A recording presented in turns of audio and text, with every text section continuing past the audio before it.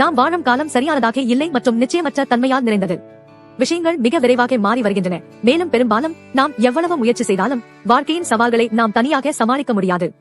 எதிர்காலத்தை எதிர்கொள்ளவும் முன்னால் உள்ள தடைகளை வெல்லவும் ஒரு உறுதியான வழி இருந்தால் அது அற்புதமாக இருக்காதுவா? ரிக்கோ என்ற வலுவாக கோட்டை கட்டப்பட்ட நகரை கைப்பற்ற சென்ற ஜோசுவாவின் வாழ்க்கை வரலாற்றிலிருந்து நாம் நிறைய கற்றுக்கொள்ளலாம். கர்த்தரின் சேனையின் தளபதியை சந்தித்த போது அவரது முதல் பதில் ஆழ்ந்த பக்தியுடன் வணங்குவதாக இருந்தது.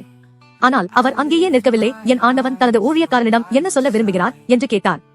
ஜோசுவா வெறுமனே கடவுளை மதித்தது மட்டுமல்ல, கடவுள் என்ன சொல்ல விரும்புகிறார் என்பதை உண்மையாகவே கேட்க விரும்பினார். அவன் தனது சொந்த திட்டங்கள் அல்லது விரைவான தீர்வுகளில் கவனம் செலுத்தவில்லை. அதற்கு பதிலாக அவர் கடவுளின் வழிகாட்டுதலை விரும்பினார். இது நமக்கு ஒரு முக்கியமான பாடத்தை கற்றுத் தருகிறது. உண்மையான வழிபாடு வெளிப்புறமாக நாம் செய்வதை பற்றியது அல்ல, அது முழுமையாக சரணடைந்து கேட்க தயாரான ஒரு இதயத்தை கொண்டிருப்பதை பற்றியது. கடவுளை சந்திப்பது என்பது நம்முடைய அணுகுமுறையை சரிசெய்து அவரது குரலையும் நம் வாழ்க்கைக்கான வழிகாட்டுதலையும் கேட்க நம் இதயங்களை திறக்க வேண்டும் என்பதாகும். நம்பிக்கை என்பது வெறும் மத சடங்குகளை பற்றியது அல்ல, அது கடவுளின் வார்த்தையை கேட்டு அதன்படி நடப்பதற்கான உண்மையான வாழ்க்கை அர்ப்பணிப்பு பற்றியது. கடவுள் நம்மை வியத்தகு அனுபவங்களை துரத்த விரும்பவில்லை, அவர் தனது வார்த்தையின் மூலம் நம்மை மாற்ற விரும்புகிறார். வாழ்க்கை போராட்டங்களின் நடுவே நமக்கு உண்மையிலேயே தேவையானது கடவுளிடமிருந்து கேட்பதுதான்.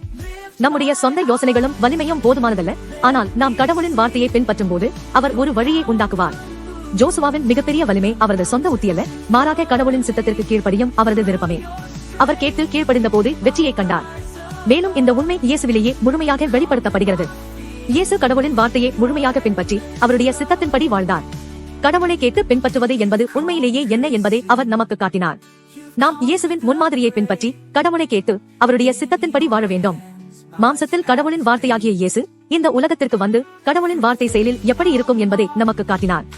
நாம் அவரை பின்பற்றும் போது உண்மையான மாற்றம் நிகழ்கிறது.